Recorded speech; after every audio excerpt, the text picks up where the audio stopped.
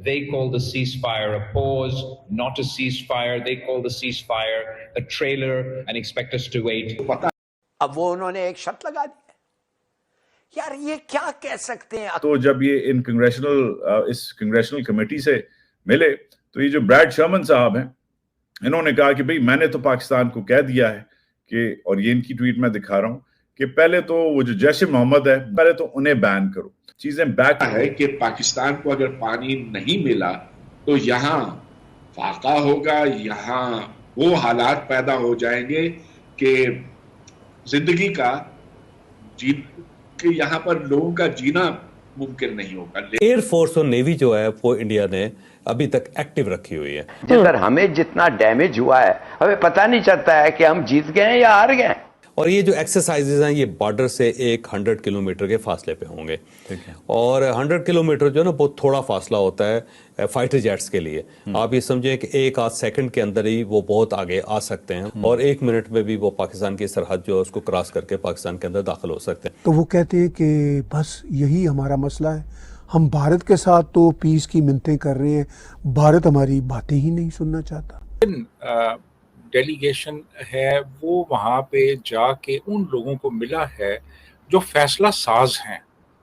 مثال کے طور پہ انہوں نے امریکن جو وائس پریزیڈنٹ ہے JD وینس، اس سے ملاقات کی. اور یہ مشقیں صرف ایک دن کے لیے نہیں ہے بلکہ مسلسل وہ اس ڈیوریشن میں اضافہ کرتے چلے جا رہے ہیں. پاکستان جو ہے وہ اندر اپنے یہاں جو لوگ بٹھا رکھے ہیں ہم نے سو کالڈ انمول رتن یا میں جنہیں بولتی ہوں ٹیررسٹ، ان کے اوپر کارروائی. لوگ ان سے جاننا چاہتے ہیں کہ آفٹر آل وہ پیس تو بھارت کے ساتھ کرنا چاہتے ہیں جو نیکسٹ ڈور ان کی بغل میں موجود دیش ہے، مگر وہ 7 سمندر پار کر کے امریکہ کیوں پہنچے ہوئے ہیں. تو وہ کہتے ہیں کہ بس یہی ہمارا مسئلہ ہے، ہم بھارت کے ساتھ تو پیس کی منتیں کر رہے ہیں، بھارت ہماری باتیں ہی نہیں سننا چاہتا. وہ کہتے ہیں ہم پیس مشن پہ نکلے ہوئے ہیں امریکہ. اور امریکہ پہنچ کے جو میں نے ان کی بہت ساری بریفنگ سنی، ان بریفنگ کو سننے کے بعد اندازہ ہوتا ہے کہ ایک تو وہ بھارت میں جو کمیونل کارڈز ہیں بھارت کے حوالے سے وہ خود ہی کھیلنا چاہتے ہیں. بھارت کے کمیونل کارڈ بھارتی کھیلیں تو بات سمجھ آتی ہے. وہ بھارت کے کمیونل کارڈ بھی کھیلنا چاہتے ہیں اور بھارت کے حوالے سے اپنا گیان بھی دینا چاہتے ہیں. سب بلاول بھٹو کہ لوگ شاید جاننا چاہیں گے کہ میں یہاں کیوں نکلا ہوں، مجھے تو بھارت کے ساتھ پیس ٹاک کرنی ہے. وہ کہتے ہیں دے ریفیوز ٹو ٹاک. تو وہ کہتے ہیں کہ ٹاک تو بڑی ضروری ہے. اب اسی سپیچ میں وہ یہ بھی کہتے ہیں کہ بھئی 1000 ایشوز ہوں، ٹاک تو کرنی ہوگی. تو بھارت کے پرائم منسٹر بار بار کہہ چکے ہیں کہ بھئی ہم نے آپ کے ساتھ 60-65 سال ٹاک ہی کی ہے. ہے کہ جلیل عباس جیلانی جیسے سینئر ڈپلومیٹ کی موجودگی میں بلاول کو یہ ذمہ داری دینا کتنا مناسب فیصلہ تھا. انہوں نے یہ بیان دیا کہ دیرپا امن کی واحد ضمانت مسئلہ کشمیر کا منصفانہ حل ہے. تو بہت سے لوگ یہ کہتے ہیں کہ he is not a sufficiently serious minded person, اور انڈیا میں لوگ ان کو کافی ہاسٹیلٹی سے دیکھتے ہیں. اس امید کے ساتھ میں کہ آج کی یہ جو ہماری گفتگو ہے یہ بھی شاید کسی پازیٹیو نوٹ کے اوپر ہی ختم ہوگی، مگر بڑے ہی افسوس کے ساتھ مجھے یہ بات کہنی پڑ رہی ہے کہ امبیسڈر صاحبہ یہ پروگرام میں بیچ میں چھوڑ کے چلی گئیں. آپ نے ان سے ایک سوال پوچھا تھا بلاول بھٹو زرداری کے متعلق، بہتر ہوتا کہ میری طرح جو ان سے سوال پوچھا گیا تھا وہ صرف اسی سوال کا جواب دیتی. تو میں نے جب جواب دینا شروع کیا تو وہ پروگرام ہی چھوڑ کر چلی گئی ہیں. بڑا مجھے اب دکھ ہو رہا ہے جی. اچھا ہوتا اگر وہ آتی ہیں، اگر وہ کسی روز پھر سے آتی ہیں، مجھے بے حد خوشی ہوگی. میں ان کے ہر سوال کا جواب دوں گا اور بڑے ہی صبر اور تحمل پیار سے دوں گا. وہ نہ صرف ایک مجھ سے عمر میں بڑی ہیں بلکہ ان کا زندگی کا جو تجربہ ہے وہ بھی بہت بڑا ہے، مجھ سے زیادہ وسیع انہوں نے دنیا دیکھی ہے. تو میں یہ چاہوں گا کہ ان سے پھر کبھی بات ہو. بہرحال انہوں نے جو ہندوستان کے حوالے سے بات کی، میں ایک ایک کر کے ان کے سوالوں کے جواب دینا چاہوں گا. میں امبیسڈر صاحبہ کو کہوں گا کہ پرائم منسٹر مودی ہندوستان کے الیکٹڈ پرائم منسٹر ہیں. ان کو ہندوستان کے عوام نے ووٹ دے کے پرائم منسٹر بنایا ہے.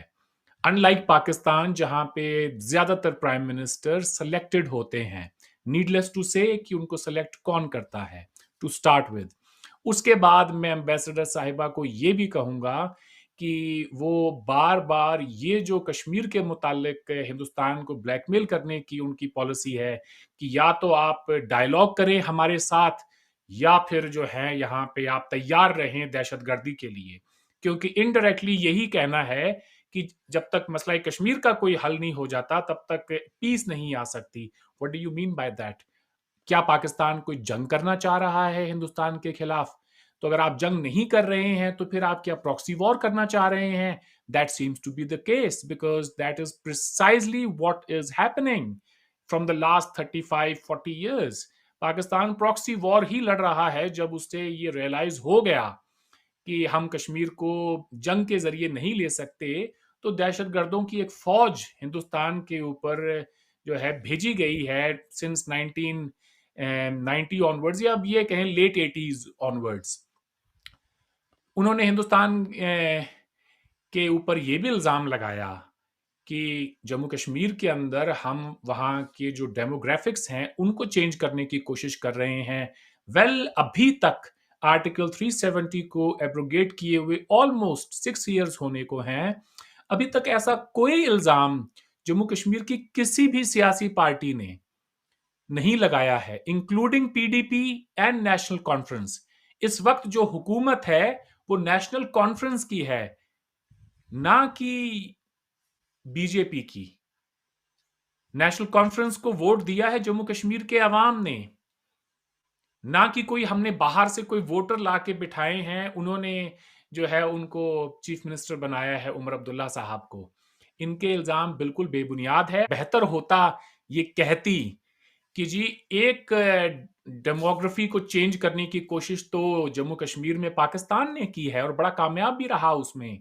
जब लेट 80s और अर्ली 90s में कश्मीर के जो son of the soil Kashmiri pandits जो वहां पे हजारों सालों से आबाद थे, जब उनको कश्मीर से मार के भगाया गया, कितना कन्वीनियंटली पाकिस्तान के लोग इस बात को भूल जाते हैं कि कश्मीर में जो पाकिस्तान ने जिहाद की। हमारे यहाँ जो इनकी रिप्रेजेंटेशन थी वो एक नेशनल रिप्रेजेंटेशन उसको नहीं कहा जा सकता। इंडिया से जो रिप्रेजेंटेशन थी वो नेशनल रिप्रेजेंटेशन।